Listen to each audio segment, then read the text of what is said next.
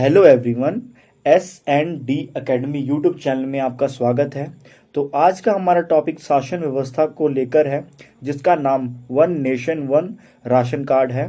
तो चलिए शुरू करते हैं। हाल ही में one nation one ration card चर्चा का विषय बनी हुई थी।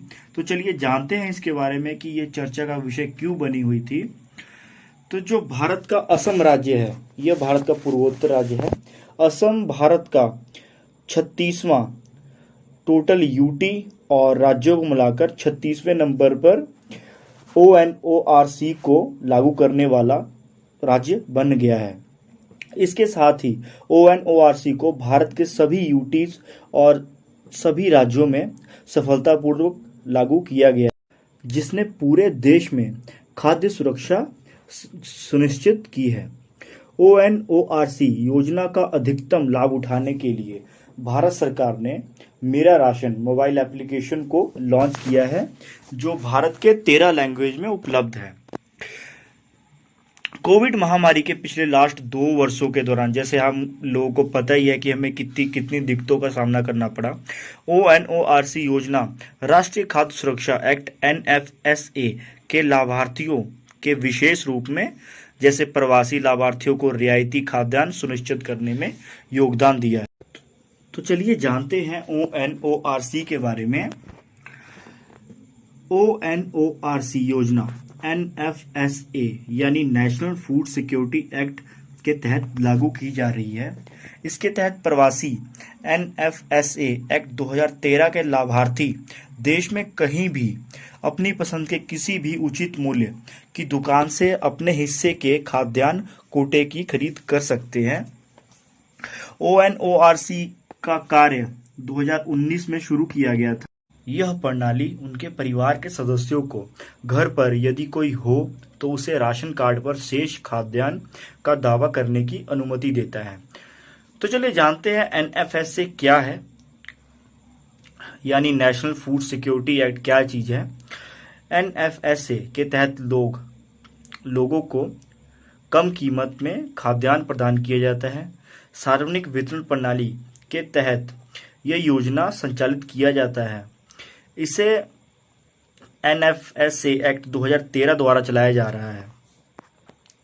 आगे है ONORC का उद्देश्य, यानी one nation one ration card का क्या उद्देश्य है। सभी NFSA यानी नेशनल फूड सिक्योरिटी एक्ट लाभार्थियों को उनके मौजूदा राशन कार्ड की पोर्टेबिलिटी यानी सुबाध्यता के माध्यम से देश में कहीं भी उनकी खाद्य सुरक्षा के लिए आत्मनिर्भर बनाने हेतु सशक्त बनाना। उनकी पसंद के किसी भी उचित मूल्य की दुकान से उनके हकदार सब्सिडी, यानी उनको जो सब्सिडी मिलने वाली है, वाले खाद्यान्न को बिना किसी रोक टोक के लेना। तो अगला है ONORC का जो महत्व है, उसके बारे में बात कर लेते हैं। पहले नंबर पे है रिड्यूसिंग लीकेज, यानी रिसाव कम करना। ONORC रिसाव या लीकेज को कम कर सकता है, क्योंकि इस योजना की पूर्व शर्त नकली डुप्लीकेट राशन कार्ड की पहचान करना है। मान लीजिए कोई व्यक्ति का यह कार्ड बना हुआ है, वो बार बार किसी और के नाम पे राशन लेता है, तो ये इस चीज को कम किया जा सकेगा इस योजना के तहत। अगला पॉइंट है रिड्यूसिंग सोशल डिस्क्रिमिनेशन, यानी सामाजिक भेदभाव को कम करना। ONORC महिलाओं और अन्य वंचित समूहों के लिए विशेष रूप से लाभप्रद होगा, यानी उनके लिए बेनिफिट होगा, क्योंकि यह PDS यानी पब्लिक डिस्ट्रीब्यूशन सिस्टम के तहत पहुंच प्रदान करने में सामाजिक पहचान, जाति, वर्ग, लिंग, बिना भेदभाव के और अन्य प्रासंगिक घटकों को पर्याप्त महत्व दिया गया है।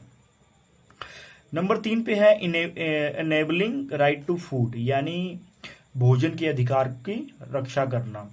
यदि कोई लाभार्थी किसी दूसरे राज्य में प्रवास या पलायन करता है, तो उसे उस राज्य में नए राशन कार्ड के लिए आवेदन करना होता है। तो इससे इस चीज की कमी को दूर किया जा सकेगा।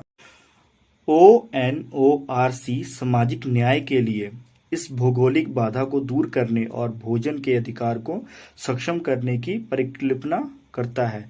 यानी कोई व्यक्ति एक स्टेट से दूसरे स्टेट भी जाता है तो उसे भोजन की दिक्कत का सामना नहीं करना पड़ेगा इस योजना के तहत। हमारा अगला पॉइंट है कि इसकी चुनौतियां क्या हैं। मान लीजिए ये योजना चल तो रही है, लेकिन इसकी कुछ चुनौतियां भी होंगी। तो चलिए जानते हैं इसकी कुछ चुनौतियों के बारे में। पहले नंबर पे है एक्सक्लूजन एरर, यानी अपवर्जन त्रुटि। आधार के लिए लिंक्ड राशन कार्ड और स्मार्ट कार्ड के माध्यम से इस पीडीएस यानी पब्लिक डिस्ट्रीब्यूशन सिस्टम प्रक्रिया के डिजिटलीकरण को लीकेज कम करने के प्रयास के तहत आगे बढ़ाया गया है। लेकिन इसका पॉइंट है कि समाज के कई ऐसे वर्ग हैं जिनके पास अभी भी आधार कार्ड नहीं है और इस कारण वो खाद्य सुरक्षा से वंचित हो रहे हैं। हमारा अगला पॉइंट है एफपीएस पर आपूर्ति बाधित करना। यानी जिन लोगों को एफपीएस नहीं पता, मैं बता दूं, जो खाद्यान्न सामग्री को डिस्ट्रीब्यूट करते हैं उन्हें एफपीएस कहा जाता है। किसी एफपीएस को प्राप्त उत्पादों का मासिक कोटा कठोरता से उसे संबद्ध लोगों की संख्या के अनुसार सीमित रखा गया है। ये भी बहुत बड़ा चैलेंज है। मान लीजिए कि किसी खाद्यान्न दुकान पर वहाँ के लोगों के लिए ही टोटल खाद्यान्न उपलब्ध कराया जा रहा है और कोई व्यक्ति दूसरे स्टेट से वहाँ पर गया खाद्यान्न लेने, तो वहाँ पे उसके लिए पर्याप्त मात्रा में वो खाद्यान्न नहीं होगा। हमारा अगला पॉइंट है कि योजना का अब तक का प्रदर्शन क्या रहा है। What has been the performance of scheme so far. पहला पॉइंट है, यह देश में अपनी तरह का एक नागरिक केंद्रित पहल है जिसे अगस्त 2019 में शुरू किए जाने के बाद 80 करोड़ से अधिक लोगों तक पहुंचाया गया है। तो हमारा अगला पॉइंट है कि इस योजना की आगे की राह क्या हो सकती है।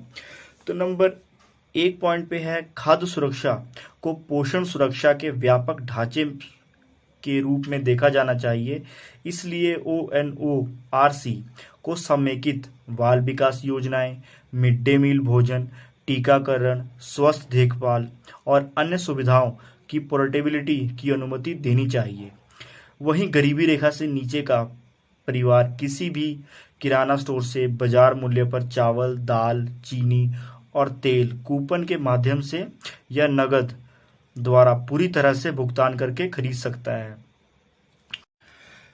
तो चलिए दोस्तों, आज के लिए इतना ही। जल्दी मिलते हैं आपको नए टॉपिक के साथ। लेकिन अगर आप लोगों को ये वीडियो पसंद आई हो तो इस वीडियो को लाइक करें, कमेंट करें और अपने दोस्तों के साथ शेयर करें। तब तक के लिए आप लोग अपना ध्यान रखिए।